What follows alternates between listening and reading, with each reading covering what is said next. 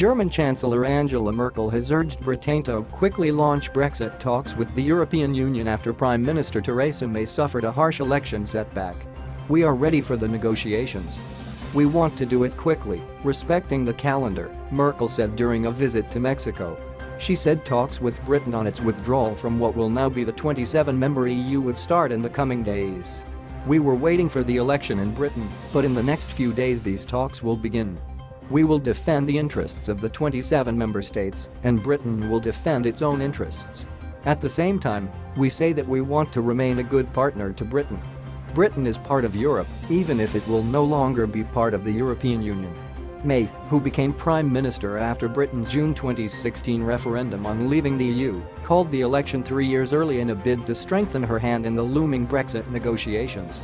But in a catastrophic setback, the bet failed, and she lost her overall majority and would lead a minority government backed by a small Northern Irish party.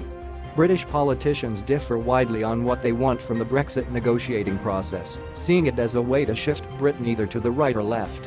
Some parliamentarians in both the Conservative and Labour parties want to remain in the EU. EU leaders expressed concern that May's loss of her majority would raise the risk of negotiations failing, resulting in a legal limbo for people and business.